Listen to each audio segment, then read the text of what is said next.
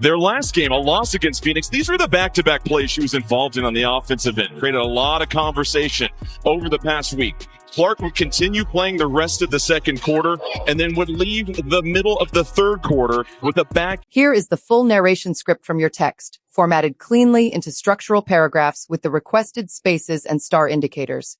Because the entire transcript you provided consists strictly of continuous narration with no original interview audio or spoken footage clips, the narration flows unbroken from start to finish. Their last game, a loss against Phoenix. 2 seconds. These are the back-to-back plays she was involved in on the offensive end. 5 seconds. Created a lot of conversation over the past week. Clark would continue playing the rest of the second quarter and then would leave the middle of the third quarter with a back injury. 15 seconds. You're seeing the WNBA's biggest star go from dropping dimes and draining logo threes to limping off the court, clutching her side, face contorted in anguish. 3 seconds. This season alone, not once, not twice, but 4 times. The Indiana Fever dismissed it as a minor adjustment each time. They claim it's day-to-day. Just some discomfort, they claim. However, her own physician is now taking over. And what he's saying might change everything. If you appreciate this content, consider giving this video a like and subscribing to the channel. 48 seconds. Believe it or not, more than 83% of viewers haven't subscribed yet. 53 seconds. It's free and only takes a second, but it means the world to us. So, did you subscribe already? Great. Thank you so much for your support. Now, back to the video because the actual narrative of Caitlin Clark's injuries isn't just about one superstar's anguish. It's about what's being hidden, who's being suppressed, and why the WNBA might be on the risk of losing the largest thing it is going. So, let's break it down. A risky pattern. Fans were already familiar with the routine by the time Clark limped off the court during the vicious Fever Sun game.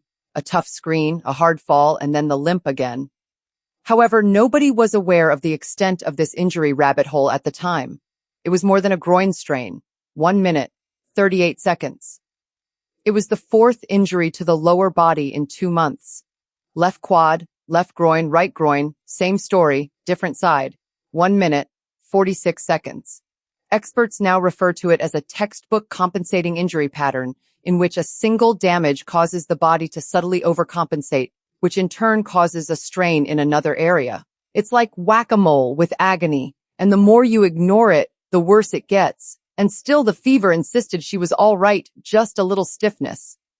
The daily lie, in fact, because teams want to keep things in-house. Here's where the red flags start to pile up. According to several orthopedic specialists who are not on the record, the severity of Caitlin's injuries is far from daily. At the very least, we are discussing week to week, and only if she receives complete rest, care, and rehabilitation. Instead, she's flying cross-country, playing for more than 30 minutes, and making promotional appearances for a league that is obviously profiting from her celebrity without safeguarding the body behind it. Some fans have begun referring to it as exploitation, how the body disintegrated. This is what's literally happening behind the scenes. Coming into the season, Clark allegedly added significant muscular mass, likely an attempt to prepare for the more physical pro game. However, if bulking up is not properly integrated, it also changes biomechanics even though it increases strength and durability. 3 minutes. She used slightly different shooting mechanics. Her normal gait was disrupted by a slight change in her movement habits. The WNBA schedule is tough with back-to-back games, intense defensive pressure, and little time for relaxation.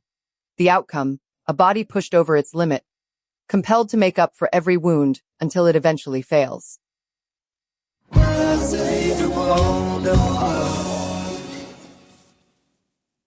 The Breaking Point Connecticut game. And that's precisely what took place during the Fever's matchup with the Connecticut Sun. It wasn't only that she got up slowly, it was the way she reacted. She winced. She attempted to run it off. She bent over, hands on her knees. 4 minutes, 90 seconds. The tears, however, are the most revealing aspect. Clark, who's usually stoic on the court, cried on the bench. 4 minutes, 90 seconds. It was more than just bodily discomfort. 3 minutes, 50 seconds. That was frustration, fear, and full emotional burnout. Even so, the league described it as slight discomfort. Just picture LeBron doing it during his rookie campaign. Would the NBA minimize it, in your opinion? Get taken. Just that losing trust in the team. What many fans had suspected has now been confirmed by people close to Clark's team. She is no longer dependent just on the medical personnel of the Indiana Fever. She is bringing in outside professionals, biomechanical evaluators, regenerative treatment consultants, and NBA-level specialists because the confidence has been betrayed at this stage. And can you blame her? 9 minutes, 40 seconds. Your team's focus shifts from basketball to self-preservation when they handle a series of cascading injuries like they're just a bruise. This isn't about missing games. It's about protecting career. Enter sophisticated therapeutics. So, what's next? According to reports, Clark's medical professionals are thinking of using a variety of cutting-edge regeneration treatments to stabilize her recuperation. We're talking about biomechanical retraining to prevent brain injury by correcting imbalances that caused this in the first place. Stem cell therapy to speed up tissue healing in damaged muscle fibers, and hyperbaric oxygen chamber treatments to lower inflammation and increase circulation. Healing is not the only goal here. Her body has to be reset before things get out of control. 8 minutes, 10 seconds. However, the Indiana Fever Group has made no reference to these methods. They're still feeding fans day to day.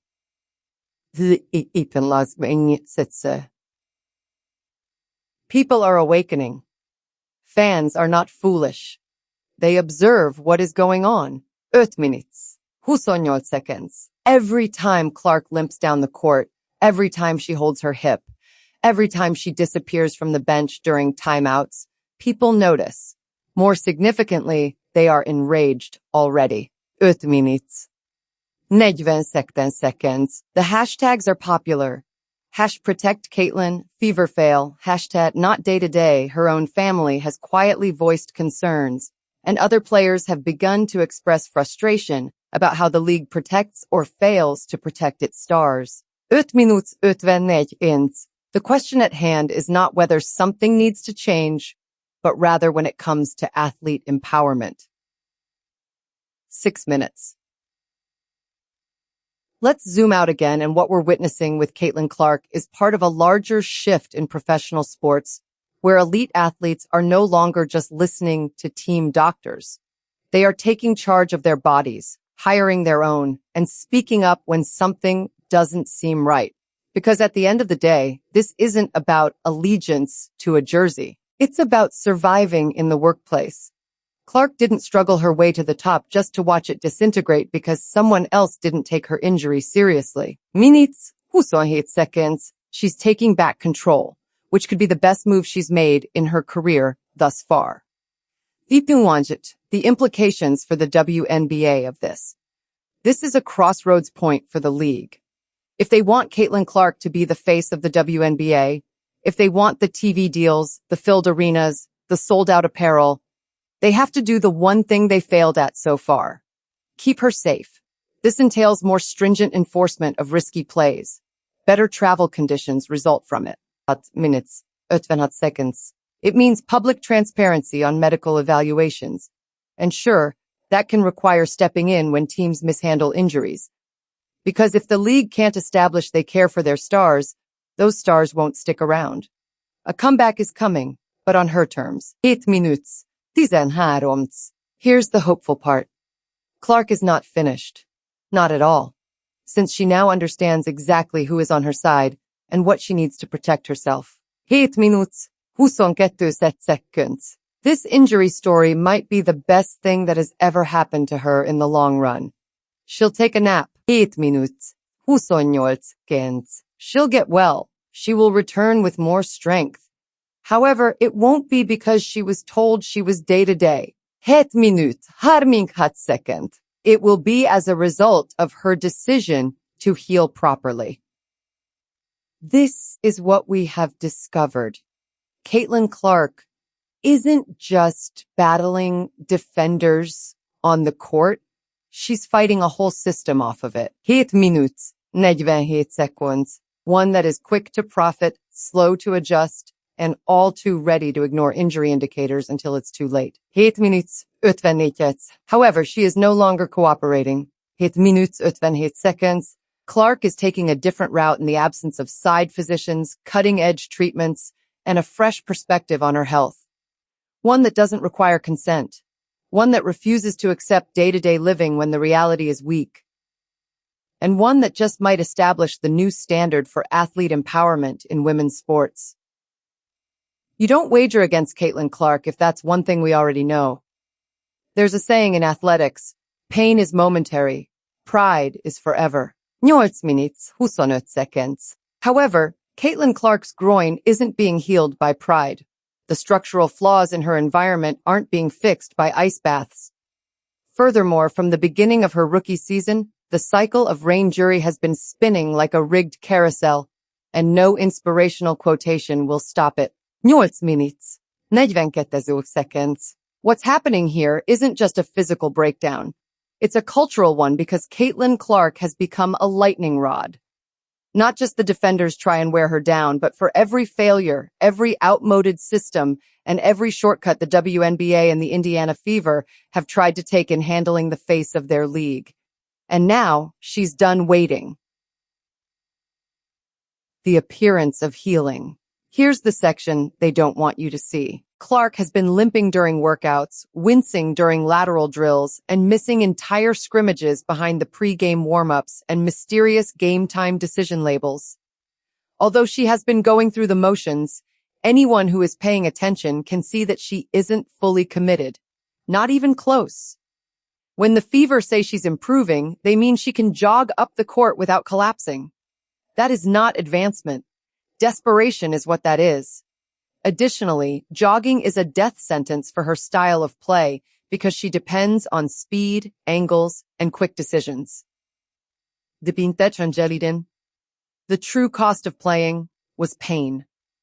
To be clear, the majority of athletes endure discomfort when competing. That's the work. Knowing when to say no is what sets the wise ones apart from the cautionary tales.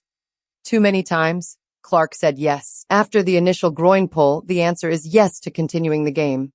Yes to ramping up for back-to-backs with 0 rest days. 10 minutes, 8 seconds. Yes, the painful joints and sore muscles from leading promotional events and media appearances. She gave the WNBA all it asked for and more. However, she required time, attention, and a sensible medical strategy. Quiet.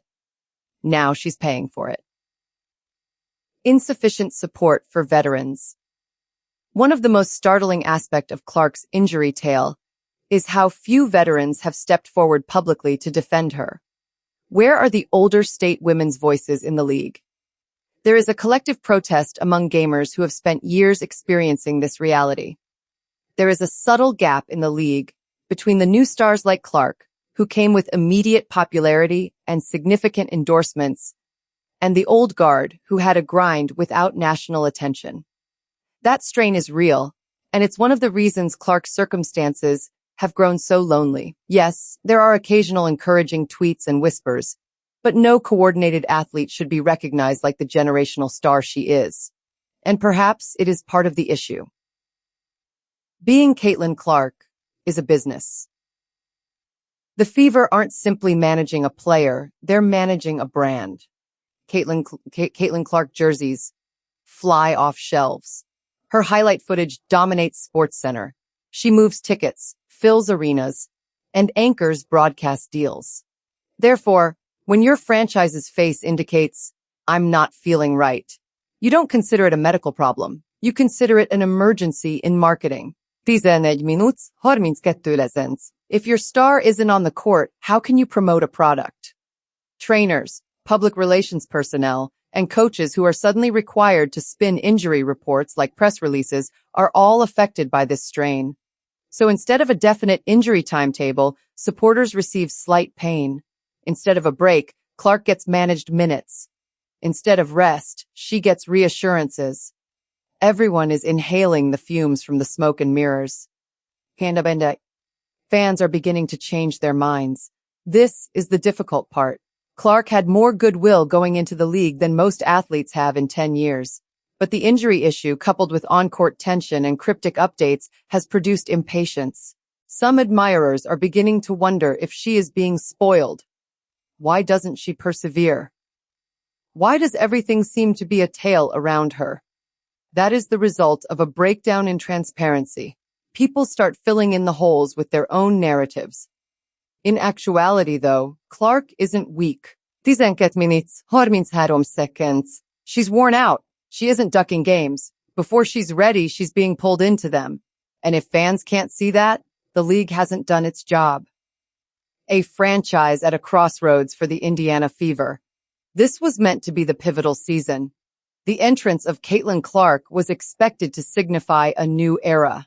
Ticket sales, national prominence, eventually leaving the bottom of the standings. However, they constructed on top of her rather than around her.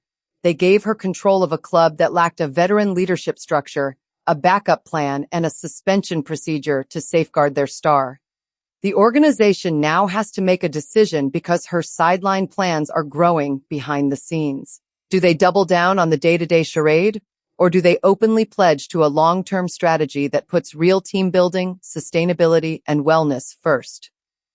They have opted for silence thus far, and silence rarely wins championships. The playbook. Moving ahead. If Caitlin Clark wants to own her destiny, as she certainly does, there are few plays left in her book. 1.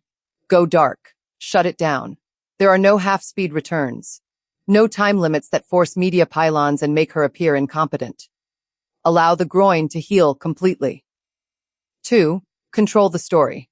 Start talking not through the team, not through league-approved messaging, through her own channels. She has a huge platform. She has the power to influence the narrative.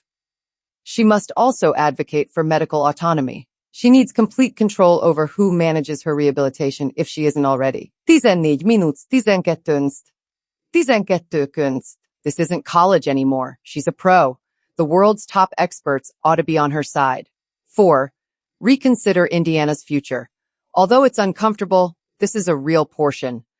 The rookie contract doesn't last forever. There will be plenty other teams prepared to construct a legitimate empire around her if the Fever keep treating her more like a mascot than a key component. What the league needs to do. Now, the WNBA has a responsibility here, too, because if Caitlin Clark flames out early due to mismanagement, that's not just an Indiana problem. That's a league-wide tragedy. They need to step in and set player protection protocols. They need to examine team medical standards. Above all, they must support their stars rather than merely brand them. The league enjoys using Clark's image on bumpers and billboards, but it's time to show up when it counts. Although Caitlin Clark didn't ask to save the WNBA, her skill made her a symbol of optimism, change, and the pinnacle of women's basketball. She now represents something different. A cautionary tale. A reminder that even the most successful people can burn out if those around them fail to recognize that a human body is behind the statistics and shoe sales. One that breaks, bends, and bleeds just like any other. This is more than a tale of a comeback. It serves as a warning. Clark is no longer just a player for the Fever. So the WNBA needs to start paying attention if it hopes to prevent a crisis. She is performing for all young girls who aspire to reach the summit without being shattered by the ascent. It wasn't only a medical issue when Caitlin Clark left the court during that game against Connecticut, clearly in pain. It was a turning point. What had been a long-growing storm of friction between her, the Indiana Fever, and the greater WNBA ecosystem burst into a full-blown crisis because missed all-star games and growing injuries were no longer the only issues. Now power, credibility, and the destiny of an entire league rested on the health of a single individual. A league on the verge of collapse is a star on the sidelines. Let's be honest. It wasn't simply upsetting that Caitlin Clark wasn't present at the All-Star weekend. From a marketing perspective, it was disastrous. Her presence was the foundation of primetime ratings, brand collaborations, and ticket sales. Networks banked on her. She attracted a lot of admirers. Her face was printed on merchandise by sponsors. Then it was gone. Some ambiguous remarks regarding tightness. A few cryptic sentences in a news release and Caitlyn's forced smile at Media Day that said it all. I'm fine.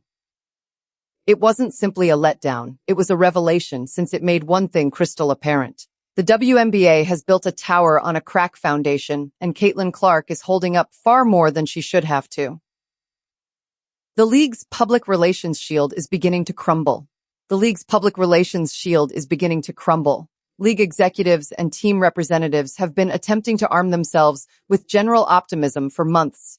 The recycling words were the same each week. We are keeping an eye on things. She's making progress. She's a competitor, but fans aren't buying anymore. The facade is crumbling. The use of social media is growing. Every time that Clark limped is being dissected by threads that are emerging each and every video of her flinching during play. Every time a coach downplayed her agony like it was just a little stiffness. In actuality, that minor ache was the result of severe wear and tear, misuse, and muscular imbalances, the kind that doesn't go away with tape and a Gatorade. What's worse, the longer the league attempts to downplay it, the more credibility they lose. Whispers within the locker area. The atmosphere in the Fever locker room has changed behind closed doors. Being a member of the most anticipated rookie since Diana Tauras's franchise rebirth started out as exciting, but it has since turned into something more anxious. Veterans are not merely irritated by defeat. They find it annoying because one player is always the center of attention. There are silent complaints about touches, rotations, and even medical favoritism, even if the player is objectively leading the squad. Despite the team's challenges to stay above 050, several players reportedly feel that the entire organization is going above and beyond for Caitlyn. Ironically, though, Caitlyn feels abandoned when it counts most. It's misalignment, not jealousy.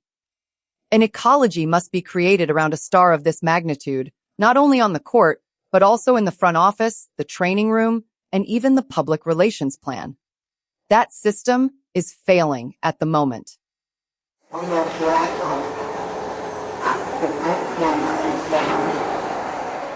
What Indiana ought to have done right away if this were a different club or conference. Here's how things would have gone down. The moment Caitlyn pulled her groin, she's immediately shut down for 2 to 3 weeks. Top-tier experts are flown in at all costs. In addition to treating the injury, a personalized recovery plan is created to stop future injuries. Meanwhile, the crew comes together to support her absence. Coaching techniques change. The workload is reorganized. PR presents the injury as a component of a long-term plan. Indiana didn't do that. Rather, before she could blink, Clark was back on the ground. Restrictions on minutes were inconsistent. Updates on health were ambiguous. Additionally, the camera shifted to a coach acting as though nothing was wrong each time she looked after a play. That isn't concern. Damage control is what that is. Clark's camp is moving. You should reconsider if you believe Caitlyn is simply waiting this out. Her team, trainers, agents, and even close advisors from her time in Iowa are subtly but aggressively regaining control. Rumor has it that they have begun assembling a medical team apart from the Fever personnel. They're targeting sports science schools generally reserved for top NBA players. They're contacting orthopedic specialists, sleep coaches, even biomechanic consultants who work with Olympic sprinters. This player doesn't just want to finish the season. This is an athlete of franchise caliber, getting ready to outlive the mayhem in her immediate environment. And that's what scares Indiana, because when a player this valuable starts separating herself from the organization that drafted her, it's a red flag. Not only for her present team, but for every team in the league hoping to sign her when her rookie contract expires. Let's discuss 2026, because everyone is already aware of this secret. Caitlyn Clark will leave Indiana if they don't resolve this quickly. It won't be intimate. It won't even be dramatic. It will be tactical. She'll walk into a franchise with a player-first culture, one with proven stars who want to play with her, not around her. A team having a medical personnel that implements cutting-edge recuperation techniques. A city that recognizes her worth on and off the court. And you know what? Teams are already getting ready for that scenario. Do you believe the Liberty haven't discussed future cap space internally? Do you really believe the Aces wouldn't quickly rearrange their roster to make room? You would think Nike wouldn't subtly encourage Clark to enter a larger market, given that she was apparently featured on a multi-million-dollar endorsement track. Unless Indiana wakes up, this is inevitable rather than speculative. What this implies for the future of the WNBA, let's take a moment to zoom out. Not only is Caitlin Clark an excellent player, she's a litmus test. Her predicament is revealing every flaw that the league has long ignored. Inadequate infrastructure for star development, shaky player team ties, outdated medical procedures, and opaque injury reporting. Becoming a major sports league is your dream. Generational talent cannot be treated like a component that can be swapped out. You have to develop systems, not merely rosters, that can safeguard, support, and maximize them. Because if you don't, sponsors, international prospects, college stars, and the next generation will all note how your finest player is treated. Additionally, the optics are terrible at the moment. Fans are more educated than ever. One thing the WNBA underestimated, the intellect and vigilance of its own fan base. This isn't the early 2000s anymore. Injury reports are read by fans. They follow athletic trainers on social media. In Reddit posts, they dissect kinesiology. Before the league's official Twitter account announces the final score, they identify weak gaits, modify mechanics, and ineffective strides. You can't gaslight the audience anymore. People are aware if Caitlin is unwell. They will also loudly, publicly, and consistently call out any mishandling of her. Although Caitlin Clark is the subject of this tale, it's actually about the WNBA's upcoming phase, because whether or not the league is prepared for the spotlight that Clark helped put on them will depend on how they handle this story, how they change course, defend, and re-establish trust. This is a defining moment.